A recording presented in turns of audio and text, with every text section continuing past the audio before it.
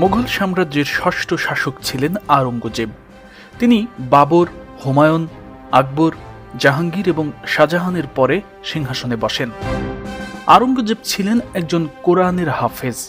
তার শাসনামলে তিনি ভারতবর্ষকে পৃথিবীর বুকে উন্নত রাষ্ট্র হিসেবে প্রতিষ্ঠা করেন। কিন্তু কোরআনের হাফেজ হওয়ার পরও তিনি তার আপন দুই ভাইকে হত্যা করেন, জড়িয়েছেন বহু যুদ্ধে। বেঙ্গল ডিসকভারির আজকের এই পর্বে তুলে ধরছি মুঘল সম্রাট আওরঙ্গজেবের জীবন কাহিনী।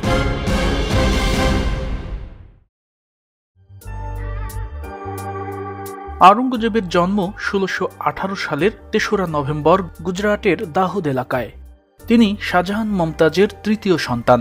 তার রাজকীয় নাম আল সুলতান আল আজম ওয়াল খাকান আল মুকাররম আবুল মুজাফফর মহিউদ্দিন মোহাম্মদ আওরঙ্গজেব। তিনি বাহাদুর আলমগীর বা বাদশাহ আলমগীর নামেও পরিচিত। ১৬২৬ সালে তার পিতার এক ব্যর্থ বিদ্রোহের পর আওরঙ্গজেব এবং তার ভাই দারাশকোকে লাহোরের দরবারে জিম্মি হিসেবে রাখা হয়।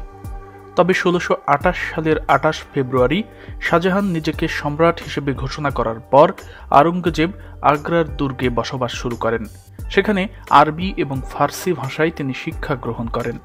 ধর্ম ও ইতিহাস শিক্ষার পেছনে দৈনিক ৫০০ রুপি বরাদ্দ ছিল তার। মূলত এই সময়েই তিনি কোরআন হেফজ করেন। মৃত্যুর আগ পর্যন্ত তিনি ৪৯ বছর মুঘল সাম্রাজ্য শাসন করেছেন। প্রকৃতপক্ষে তিনি প্রায় সম্পূর্ণ ভারতীয় উপমহাদেশই শাসন করেছেন। তার ফতোয়া ই আলমগীরের শরিয়া আইন এবং ইসলামী অর্থনীতির কারণে তার শাসনামলে ভারতবর্ষের অর্থনীতি চীন এবং ফ্রান্সকেও ছাড়িয়ে যায়। সিংহাসনে বসার পর তিনি যুদ্ধের মাধ্যমে নিজ সাম্রাজ্যের সীমানা বহুদূর পর্যন্ত বিস্তার করেন। তার আমলে শুধু দক্ষিণাঞ্চলেই প্রায় ৪ মিলিয়ন বর্গ কিলোমিটার জায়গা মুঘল সাম্রাজ্যে নতুন করে যুক্ত হয়। আওরঙ্গজেব প্রায় ১৫৮ মিলিয়ন প্রজাকে শাসন করতেন। তার সময় মুঘল সাম্রাজ্যের বাৎসরিক করের পরিমাণ ছিল $৪৫০ মিলিয়ন, যা সে সময়ে ফ্রান্সের বাৎসরিক করের চেয়ে ১০ গুণ বেশি ছিল। তার শাসনামলে ভারত চীনকে ছাড়িয়ে পৃথিবীর সর্ববৃহৎ অর্থনীতির দেশ হিসেবে গড়ে ওঠে, যার পরিমাণ ছিল $৯০ বিলিয়ন, যা সে সময়ের সারা পৃথিবীর মোট জিডিপির 1/4 ছিল। তবে আওরঙ্গজেব শাসক হিসেবে নানা কারণে বিতর্কিত এবং সমালোচিতও ছিলেন। সাম্রাজ্য বাড়ানোর যুদ্ধে যেসব প্রজা অংশ নিত না, তাদের জন্য তিনি জিজিয়া কর চালু করেছিলেন। এছাড়া তিনি মারাঠা রাজ্যের শাসক সম্ভাজি এবং নবম শিখ গুরু তেগ বাহাদুরকে মৃত্যুদণ্ডে দণ্ডিত করেন। ১৬৩৫ সালের অক্টোবরে আওরঙ্গজেবের নেতৃত্বে মুঘল বাহিনী আরচা পুনরুদ্ধার করে। ১৬৩৬ সালে আওরঙ্গজেব নিজাম শাহী বংশের পতন ঘটায়। পরের বছর অর্থাৎ ১৬৩৭ সালে তিনি সাফাভিদ শাহজাদি দিলরাস বানুকে বিয়ে করেন। সবকিছু যখন এভাবেই চলছিল, ঠিক এর মধ্যেই হঠাৎ ১৬৪৪ সালে আওরঙ্গজেবের ভগ্নী জাহানারা অগ্নিকাণ্ডে আহত হন। কিন্তু এই খবর শোনার পরও আওরঙ্গজেব আগ্রায় ফিরে না আসায় সম্রাট শাহজাহান তার প্রতি অসন্তুষ্ট হন এবং তাকে রাজ প্রতিনিধির পদ থেকে বহিষ্কার করেন। পরের বছর তাকে ৭ মাসের জন্য মুঘল দরবার থেকেও বহিষ্কার করা হয়। অবশ্য শাস্তি ভোগ শেষে সম্রাট শাহজাহান তাকে গুজরাটের সুবেদার হিসেবে নিয়োগ দেন। শাহজাহানের ৪ ছেলেই বিভিন্ন প্রদেশের সুবেদার হিসেবে নিয়োজিত ছিলেন। তার ৪ পুত্রই শাসক হিসেবেও যোগ্য ছিলেন, কিন্তু মূল ক্ষমতার দ্বন্দ্ব শুধুমাত্র দারাশিকো এবং আওরঙ্গজেবের মধ্যে সীমিত ছিল। কারণ ক্ষমতার আড়ালে থাকা অনেক রাজ কর্মচারী এবং অন্যান্য প্রভাবশালীদের সমর্থন এই দুজনের পেছনেই বেশি ছিল। অবশ্য আদর্শগত দিক দিয়ে তাদের মধ্যে যথেষ্ট মতপার্থক্য ছিল। দারাশিকো ছিলেন সম্রাট আকবরের মতো ধর্মনিরপেক্ষ নীতিতে বিশ্বাসী। অপরদিকে আওরঙ্গজেব ছিলেন একজন কট্টর মুসলিম। এর মধ্যেই হঠাৎ একদিন সম্রাট শাহজাহান অসুস্থ হয়ে পড়েন। তখন তিনি দারাশিকোকে পরবর্তী সম্রাট হিসেবে ঘোষণা দেন। অসুস্থ শাহজাহান পরে পুরাতন দিল্লির শাহজাহানাবাদে চিকিৎসাধীন হন। কিন্তু এ সময় সম্রাট শাহজাহান মারা গেছেন বলে একটি গুজব ছড়িয়ে পড়ে।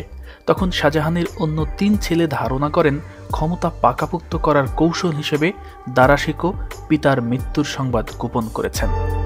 শাহ সুজা তখন বাংলার সুবেদার হিসেবে দায়িত্ব পালন করছিলেন। কিন্তু পিতার মৃত্যুর সংবাদের পর ক্ষমতা দখলের জন্য তিনি তার সৈন্য সামন্ত নিয়ে দিল্লির পথে যাত্রা করেন।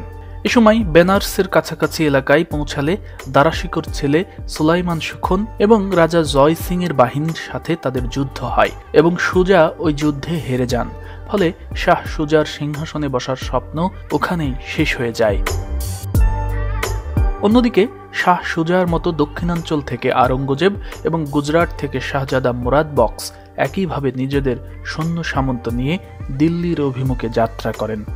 তবে ক্ষমতা দখলের জন্য আওরঙ্গজেব ও মুরাদ বক্স একজোট হয়ে ক্ষমতা দখলের পর সমগ্র সাম্রাজ্য নিজেদের মধ্যে ভাগ করে নেবেন মর্মে একটি চুক্তি করেন। চুক্তি অনুযায়ী তারা দারাশিকোর বাহিনীকে পরাজিত করে ক্ষমতা দখল করেন।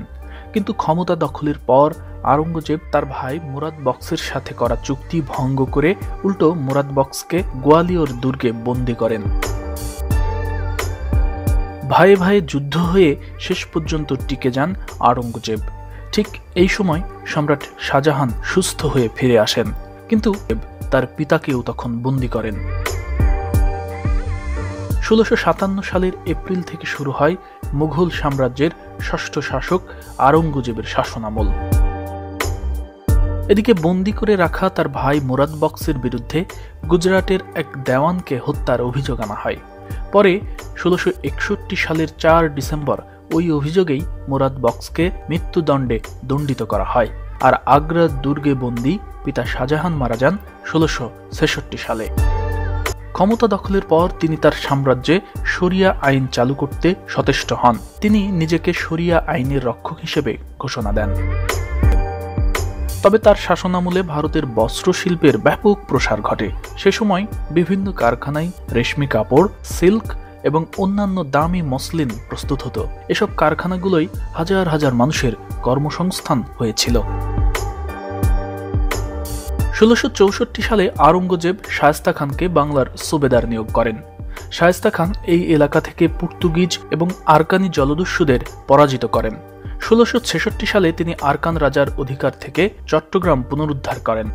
মুঘল সাম্রাজ্যের শেষ পর্যন্ত চট্টগ্রাম একটি গুরুত্বপূর্ণ বন্দর হিসেবে টিকেছিল। মসলিন কাপড়ের প্রসার গোটা ভারতবর্ষের অর্থনীতির ভিত এতটাই মজবুত করেছিল যে সে সময় ভারতের মোট জিডিপি ছিল গোটা পৃথিবীর 4 ভাগের 1 ভাগ। ভারতের এই অর্থনীতির ব্যাপক প্রসার দেখে 1686 সালে ব্রিটিশ ইস্ট ইন্ডিয়া কোম্পানি সমগ্র ভারতে ব্যবসা করার আগ্রহ প্রকাশ করে, কিন্তু আওরঙ্গজেব ইস্ট ইন্ডিয়া কোম্পানিকে ব্যবসা করার অনুমতি দেননি। এর ফলে ইংরেজরা তথাকথিত চাইল্ড যুদ্ধ সূচনা করে, কিন্তু আওরঙ্গজেবের বাহিনীর কাছে ব্রিটিশরা টিকতে পারেনি। অন্যদিকে যখন সিংহাসনে বসার জন্য আওরঙ্গজেব ও মুরাদ বক্স একজোট হয়ে শাহ সুজার বিরুদ্ধে যুদ্ধরত ছিল, ঠিক তখন ওই সুযোগে আসাম এবং কুচবিহার এলাকায় কিছু হিন্দু রাজা মুঘল এলাকা দখল করে নিয়েছিল। ক্ষমতা দখলের পর 1660 সালে সেই এলাকাগুলো পুনরুদ্ধারের জন্য বাংলার সুবেদার দ্বিতীয় মীর জুমলাকে তিনি নির্দেশ দেন। মীর জুমলা সম্রাটের এই নির্দেশের পর তার সৈন্যবাহিনী নিয়ে কয়েক সপ্তাহের মধ্যেই কুচবিহারের রাজধানী পুনরুদ্ধার করেন। এরপর মুঘল সেনাবাহিনী আসামের অঞ্চলগুলো দখল করতে শুরু করে।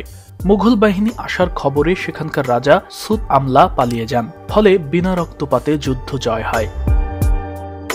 1663 সালের মার্চে মীর জুমলা ঢাকায় ফেরার পথে স্বাভাবিকভাবে মারা যান। আওরঙ্গজেব তার পিতা শাহজাহানের মতো স্থাপত্যে আগ্রহী ছিলেন না, তবে তিনি দিল্লির লাল কেল্লার ভেতরে মতি মসজিদ নামে একটি মার্বেল পাথরের মসজিদ নির্মাণ করেছিলেন। এছাড়া তিনি লাহোরে ও বেনারসে 2টি মসজিদ নির্মাণ করেছিলেন। এছাড়া তিনি শ্রীনগরে যে মসজিদটি নির্মাণ করেছিলেন সেটা আজও কাশ্মীরের সবচেয়ে বড় মসজিদ। আওরঙ্গজেবের শাসনকালের শুরুতে বেশ কিছু বিচ্ছিন্নতাবাদী শিখ দলবদ্ধ হয়ে মুঘল সেনাবাহিনীর সাথে রক্তক্ষয়ী যুদ্ধে জড়িয়ে পড়েছিল। শিখ ধর্মগুরুর ক্রমবর্ধমান জনপ্রিয়তাকে সাম্রাজ্যের প্রতি হুমকি মনে করে আওরঙ্গজেব 1670 সালে তাকে মৃত্যুদণ্ডে দণ্ডিত করেন।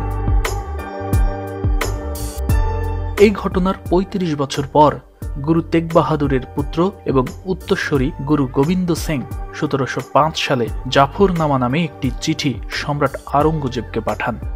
এই চিঠিতে তিনি আওরঙ্গজেবের নিষ্ঠুরতা ও তিনি কিভাবে ইসলামের সাথে বিশ্বাসঘাতকতা করেছেন তার উল্লেখ ছিল। এই চিঠি আওরঙ্গজেবের মনের ভেতর কষ্ট এবং অনুশোচনার জন্ম দেয়। মনে মনে ভাবেন তিনি নিজেই একজন কোরআনের হাফেজ, অথচ কত শত মানুষ তিনি হত্যা করেছেন।